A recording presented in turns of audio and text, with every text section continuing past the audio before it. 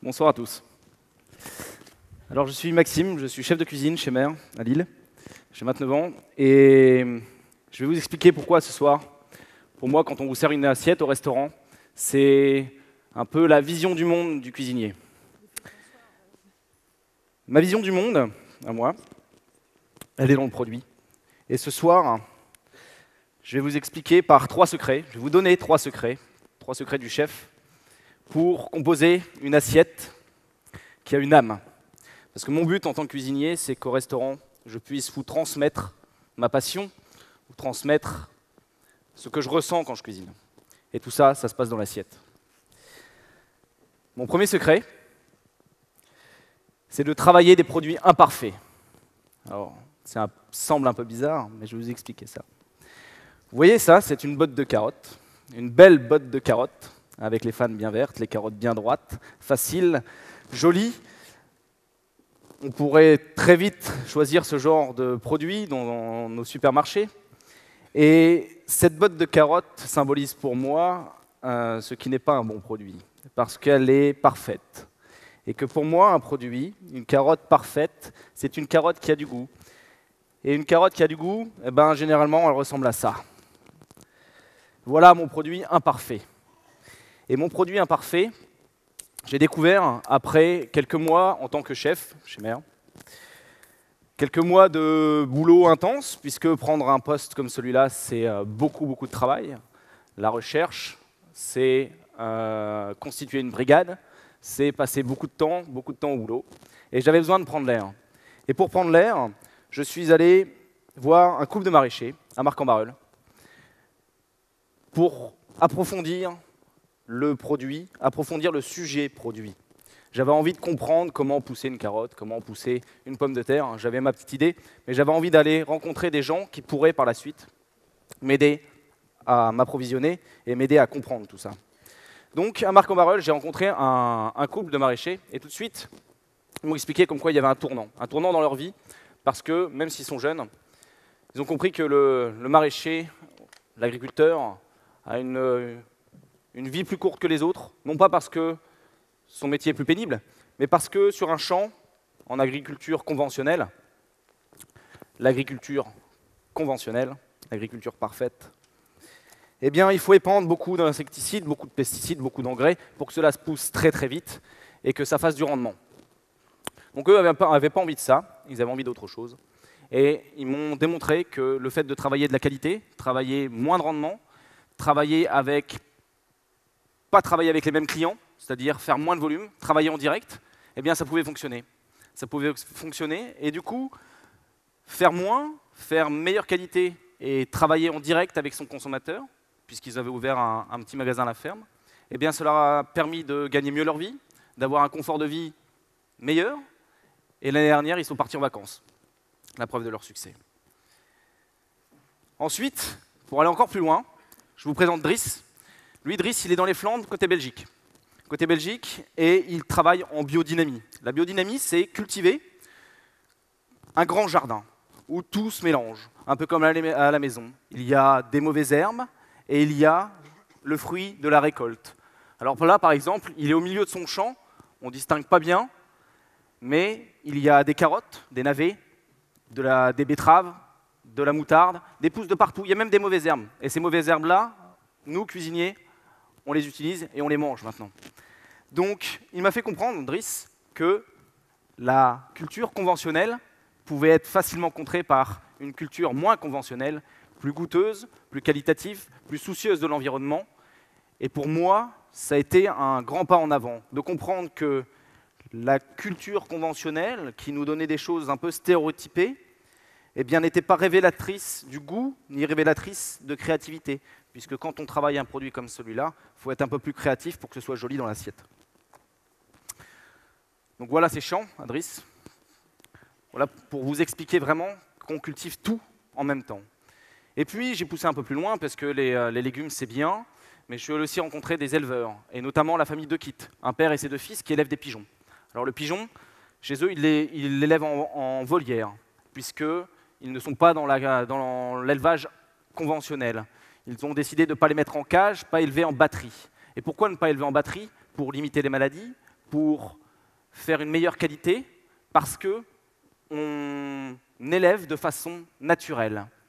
Et élever un pigeon de façon naturelle, c'est donner la chance à un couple de pigeons d'avoir 2 nids et d'élever l'un et l'autre nid naturellement, de concasser le grain, de donner à manger à leurs petits, ce qui va permettre à l'oisillon de grandir naturellement, de développer des saveurs qui pour moi sont intéressantes, différentes et d'une façon naturelle. Et ils ont vite compris que le travail comme ça, laisser libre cours à la nature, eh bien, il n'y avait pas besoin d'antibiotiques, il n'y avait pas besoin de granulés, et que chez eux, c'est naturel. C'est naturel parce que juste le fait de filtrer l'eau, d'avoir une eau de meilleure qualité, un peu plus oxygénée, eh bien, ça permettait d'avoir moins de maladies, et que l'antibiotique qui n'est pas transmis à l'oisillon par ses parents, ça ne sert à rien de le donner aux parents, parce que de toute façon, il ne va rien donner, donc ça ne sert à rien de déformer la nature. Voilà pourquoi le fait d'aller rencontrer ces personnes, ça m'a permis de comprendre que le goût ne se trouve pas forcément dans la beauté, et que la qualité du travail de ces personnes sera le reflet de la qualité de mon travail. Sera reflété dans la qualité de mon travail, pardon. Ce pigeon, il fait partie de mon deuxième secret. Mon deuxième secret, c'est cuisiner épicé. Alors pourquoi épicé? Parce que pour moi, l'épice, c'est vraiment le synonyme du voyage dans une cuisine. Et mon pigeon de Steinvorde, qui est là, pas très loin de Lille, qui n'a jamais volé puisqu'il a 30 jours, eh bien j'en fais un pigeon voyageur au travail.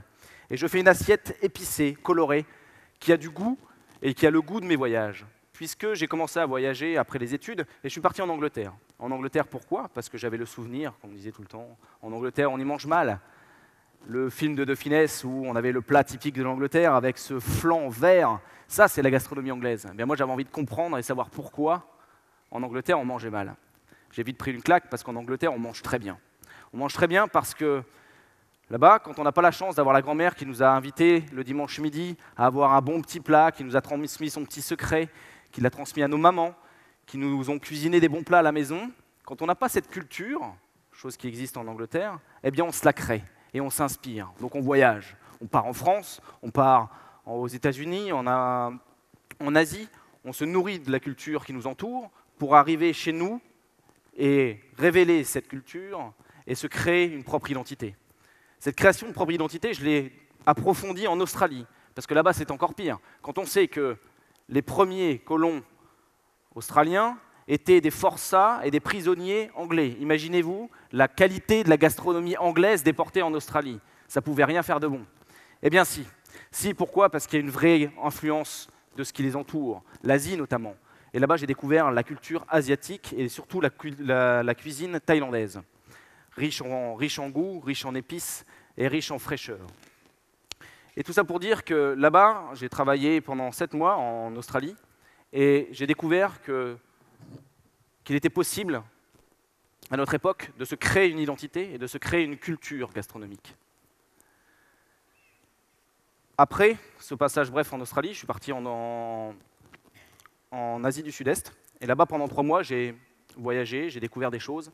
Et je me suis fait une réflexion et un peu une révélation. C'est que quand on n'a pas, ou quand les techniques modernes que l'on a chez nous, qui nous semblent très très accessibles, quand tout ça n'était pas valable il y a encore quelques années, en Thaïlande par exemple, le frigo, le congélateur, eh bien il fallait contrer le fait que les produits pouvaient périr rapidement. Et il y a une vraie transmission en Asie du Sud-Est. La transmission culinaire est très très importante, parce qu'avec un rien, on arrive à faire des mets délicieux. Et pourquoi? Parce que la grand-mère a expliqué comment faire un pad thaï, la grand-mère a expliqué comment faire une salade de mangue, parce que ce sont les fruits et les légumes et les autres choses de l'environnement.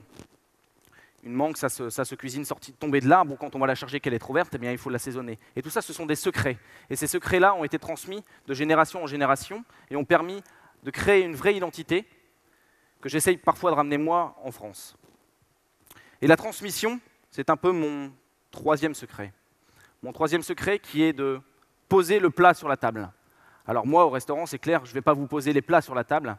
Ce serait un peu incompréhensible et un peu vulgaire. Mais à la maison, posons les plats sur la table. Et ce que je veux expliquer par là, c'est que la transmission, quand on est passionné, quand on a creusé un peu son sujet, quand on est allé un petit peu plus loin que les autres, eh bien, il faut le transmettre. Transmettre à ma brigade, ça c'est mon métier, pour qu'ils puissent faire à leur tour, ce soir par exemple, puisque je n'y suis pas, et transmettre à mes clients ma passion, l'intérêt de choisir, l'intérêt de sélectionner, de travailler avec des partenaires valables, des partenaires qui ont compris qu'on pouvait faire changer les choses, en passant de rendement à qualité, en passant de difficulté à plaisir.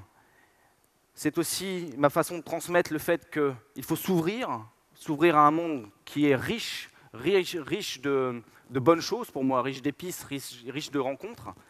Et ça me permet de, à mon tour, rencontrer des gens au restaurant, rencontrer des gens hors du restaurant.